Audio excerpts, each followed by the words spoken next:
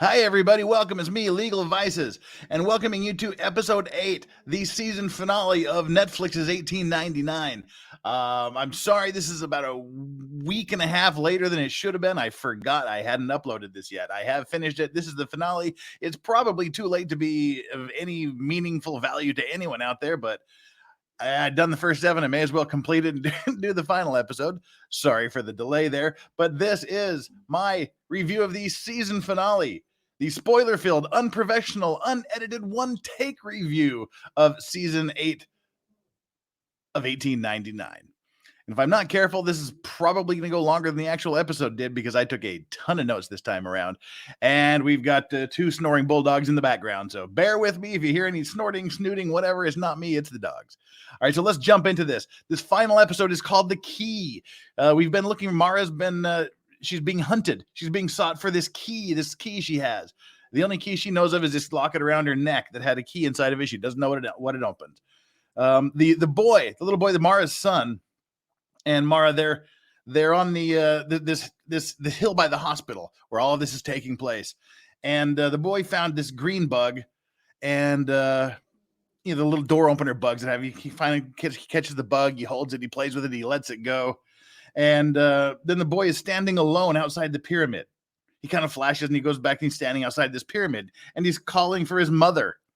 And then he flashes and glitches again. And he hears Mara's voice say, "Wake up." And he's in his bed. Now, the grandfather is there by his bed. Turns out the bed is in the grandfather's office. In his grandfather's office, the father, the guy that made this hospital, this psychiatric hospital. And then he starts to tell the story of what happened. He says, they're together in here for a reason. They're all locked in here in this place, wherever this place is, together for a reason. So these people chose to forget about their past. Who are these people that chose to forget about the past? The main cast, I guess, of characters. They've chose to forget about their past. Now they're all stuck in here as well. So everybody is stuck in this simulation somehow, for some reason. And then he says, your mother has fooled all of us. She is the only one who can get us out. Show you the truth. He says, I'll show you the truth if you're brave enough. So he's going to show the boy the truth of what happened. Who do we believe? Do we believe Mara, who's saying her father's creating this? Or do we believe her father, who says the daughter's creating all of this? Well, it's like the scene changes over to the ship graveyard with all the dozens of similar ships floating out in the ocean.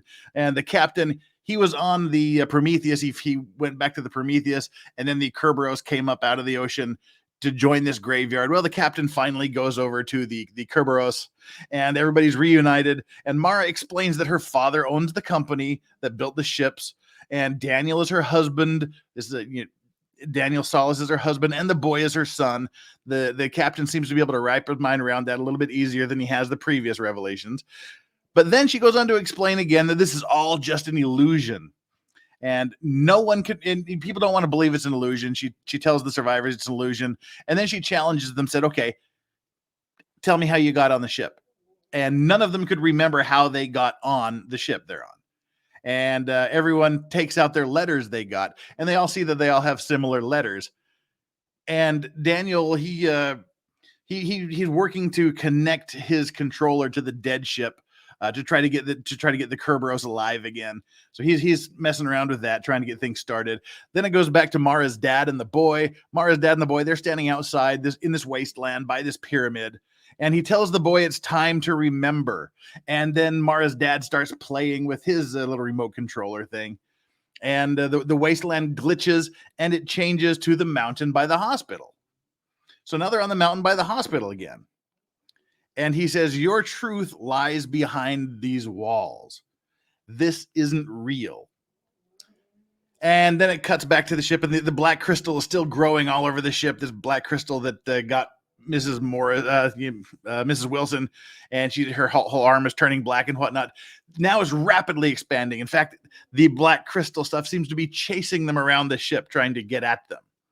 And Mara says that she doesn't know what's happening, says she has a key that unlocks something. And if that something might help them get out of this simulation. And everybody except Mara and the captain, they say they're going to go down and leave the ship. They're going to get off the ship. They don't want to accept that this is a simulation. And so they just want to get off the ship. So they start running around the ship. And Mara, she goes and rips up the floorboards she was looking for the tunnel that was in her cabin. She rips up the floorboards, and it's just the hull of the ship. So it's all just disappeared again. And she takes out the ring that the boy gave her. An episode or two ago, her son gave her this ring, and she took it out and she said, well, okay, this is interesting. And she said, that's she goes to Daniel's room. Daniel's cabin was 2 cabins down from her. So she goes into Daniel's tunnel, and that walks out to this wasteland pyramid where everybody is, apparently. So the captain, he says, this they go into the room. This is why it's unprofessional, unedited, and one take review. I haven't reviewed my notes for like a week and a half either. So Daniel's tunnel goes into this pyramid, and this pyramid is where Mara learned that Daniel was her husband, and that's where they've got all of the pictures and their happy life together. The captain, who's still not really quite sure this is all a simulation, says, well, if it is a simulation, can Daniel's memory of you two being married, can that be false? And Mara says it's like the imitation of a human brain. There's different areas that connect through different neural pathways. That's how she's starting to understand this. So Daniel has his memories, the captain has his memories, everybody has their own memories, but somehow they're connected through these neural pathways, which appear to be the tunnels she's talking about. Then they start ripping apart one of the walls, and they break through a wall. And Daniel, he activates something in the control panel, and it hooks up to the controller. So it's there's something going on with everybody seems to have one of these control panels. So, and the passengers that are running around the ship, they're trying to get off the ship, but the black crystal stuff is following them, is chasing them, is trying to get to them. Jerome, the black French guy that was in the Foreign Legion, he and the French woman who is the what's his name? Yeah, the French guy's wife. they're running down, and they realize that they can't get out, so they want to go back to where Mara is. They go, okay, the ship is not letting us leave. We have to get back to Mara. And then the scene cuts again to Mara's dad and the boy. Mara's dad and her son. They go into the room where the medical chair is, where all of these experiments have been happening. And he said, your mind doesn't remember what happened, but your body does. So I'll show you what happened. This is not your mother's prison. It's yours. So he's doubling down on this, saying, you're the one in prison, not your mother, not Mara. Mara's not the one in prison here. And then he injects the boy. Now, every time that Mara would get injected in this chair, she would get injected with something black. But this time, the boy, the son, he gets injected with some white fluid. And then he wakes up in the chair that he was asleep in. And then he hears Mara's husband, Daniel, saying, you can't stop him from dying. It's not right. And Mara, she injects the boy with a black liquid in this vision that the boy's having. So his mother injects him with this black liquid. And then the boy flashes back to the room where he's with his grandfather, Mara's dad. And that's when Mara's dad goes on to explain, says, you're trapped in this simulation to keep you alive. And Mara read Plato's allegory of the cave, which we talked about briefly before, was where there's a bunch of people living in a cave. They saw the shadows from being reflected from outside onto the wall of the cave, and they thought that was reality. But they weren't aware of the real reality back there that was casting the shadows. They thought the shadows were their world and their reality. So he says that Mara read Plato's allegory of the cave. She was obsessed with the idea that we can never perceive reality. So we're sleeping and unaware of the true nature of things at all times.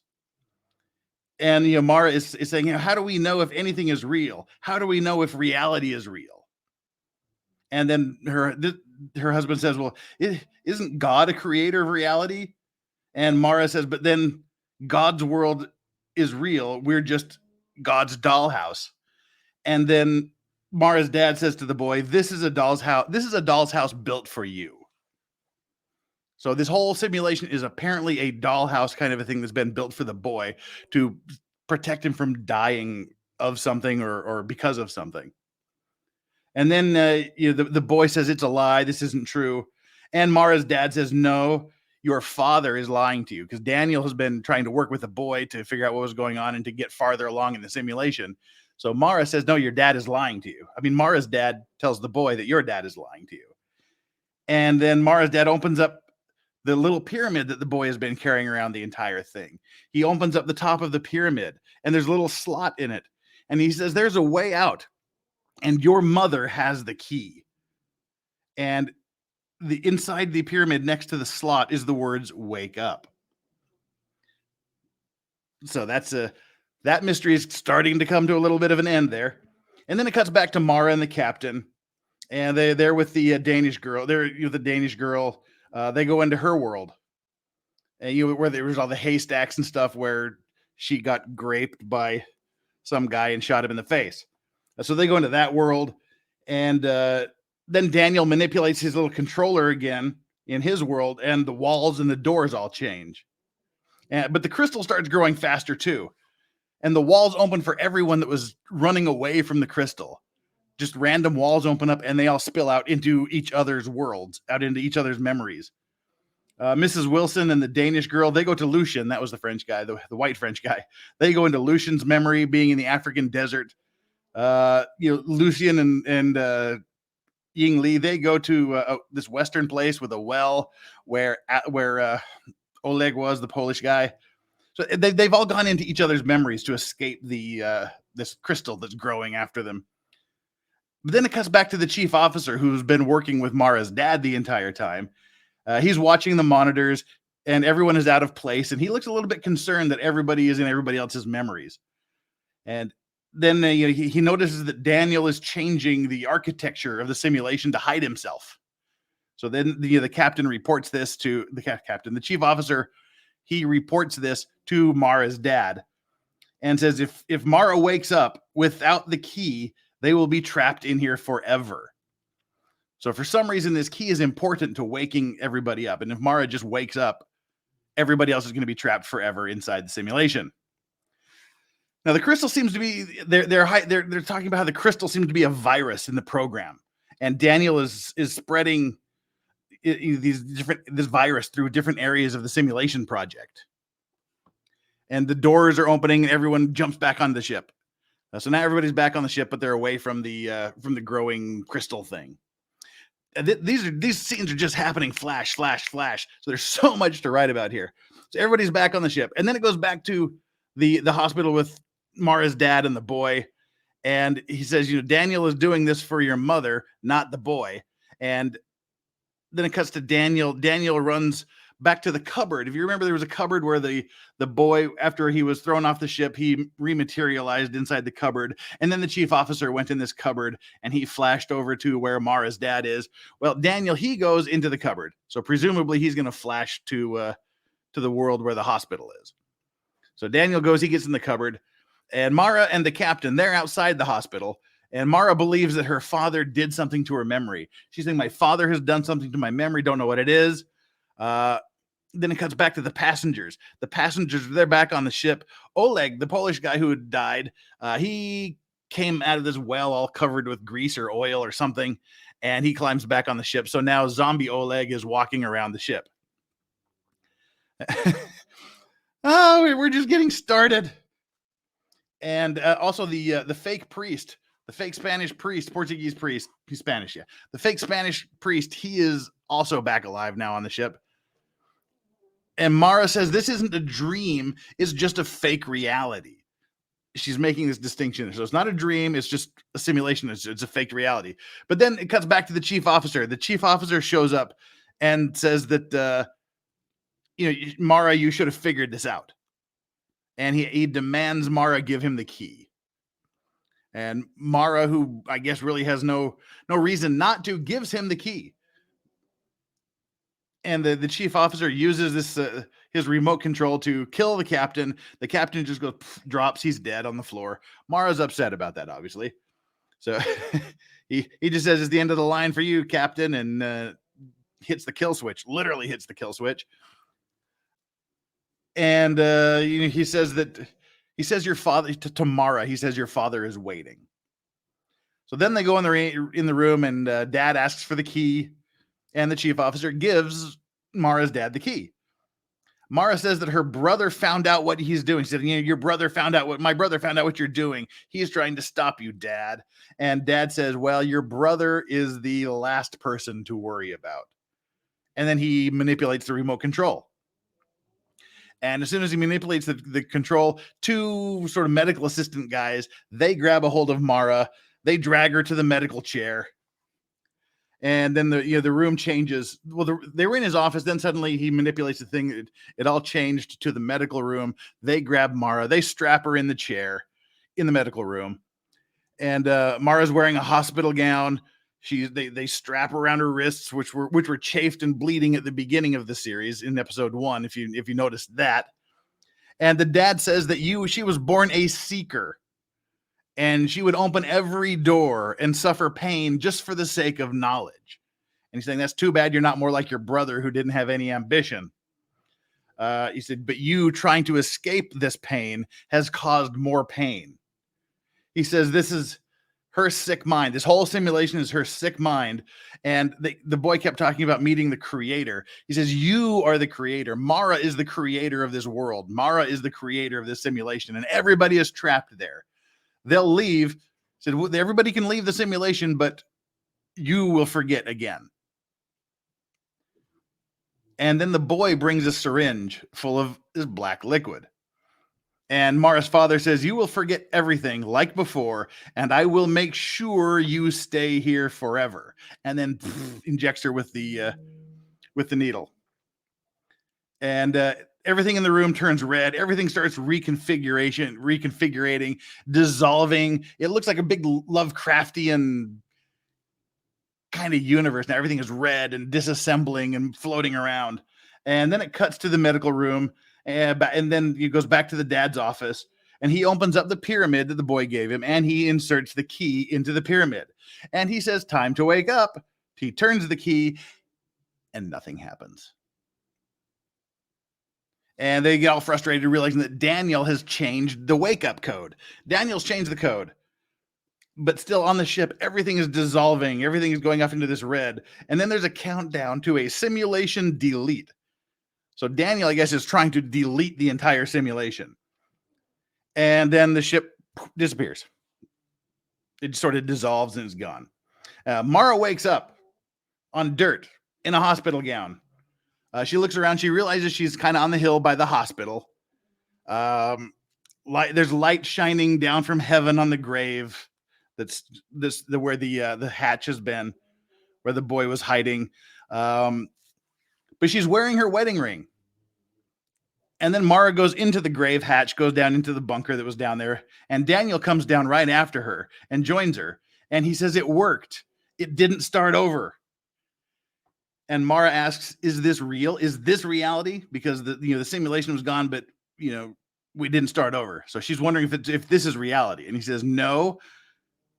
He said, this right now here is the first simulation that we created. And then Daniel, he says that he switched objects. The black pyramid is useless, and so is the key. So that confirms what the chief officer and the father thought. So he switched out the objects. He has the real pyramid, I guess. He has a multicolor pyramid. It's kind of rainbow looking-y. And he said the wedding ring is the key. So it's not the black pyramid and the key. It's this multicolored pyramid and her ring. And Mara's brother says he's been in charge of the program while she was in the dream world. Daniel tells her this. And he said that your brother controls everything. And Daniel said he tried to get out many, many times, but they're trapped, and her father is trapped too. Then Mara puts her ring into the slot in the multicolored pyramid, and then everything glitches, and she's inside of some sort of capsule, some sort of machine. And then she wakes up, and she's inside of this pod, and her wedding ring is on her finger. And she kind of comes out of the pod. And she's looking around the room, and she sees that all of the other passengers are in these pods as well. Then she walks over to the window, looks out the window, and she's in deep space on a spaceship called the Prometheus. And the spaceship is moving through space. And that's when the closing credits start coming up to David Bowie's Starman. And then an alarm starts sounding through the ship while all this is going on, while we have the great Bowie soundtrack. This alarm is ringing, and a sign flashes that says, may your coffee kick in before your reality does. And then it cuts to this computer screen aboard this spaceship, and the computer screen says Prometheus Project. It says survival mission 2, and then it has a bunch of coordinates. So that is the big reveal at the end of season 1. They're on a ship. All these people are in a ship. I guess they're in a simulation to keep their minds active or something. They're in this simulation, and they're part of a survival mission to someplace in space. And it says there's passengers 1,423, crew 550, date October 19th, 2099. So they're about 80 years in the future. And then she sees a message from her brother flash on the screen, a text message saying, hello, sister, welcome to reality. And it fades to black. I thought it was a good ending. I heard a lot of people were disappointed by the ending. I'm not. I think it's great. It's a great setup for the second season. The plan, as I understand it, is they're going to have 3 seasons of this. So we've got 1 down. We've got 2 to go. I loved how this series went. I thought it was great. It kept me interested into what was going to happen next. I figured out some of the things I hadn't figured out. But and some things were like halfway figured out, but overall, I thought the storytelling was great. The acting was great. The themes, the philosophy was interesting. I said it became clear pretty early on that it was an allegory of the cave. It was like Plato's allegory of the cave. So like I like how they didn't just let you put that together and think you're smarter than everybody, because that's why the Matrix was a great show, but it was clear from literally the beginning of the Matrix that it was all an allegory. It was all part of Plato's allegory of the cave. It was a modern retelling of Plato's allegory. And that kind of made it boring. But here, at least they just admitted it outright. They just brought it into play. They figured everybody probably had it figured out, or if not, they should just mention it. But I thought it was a fantastic series. I liked it. We'll just have to wait for series 2 to start. I don't know when season 2 is coming around next, but when it does, we'll be there for some more of these spoiler-filled, unprofessional, unedited, one-take reviews. I hope you enjoyed this. Sorry it's 2 weeks late, but that's how I roll, frankly. And with that, we're going to end our review of this. We'll be back with more stuff. See you later.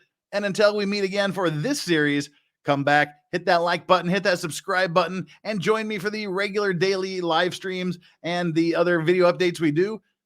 And above all else, make sure you are always enjoying your legal vices.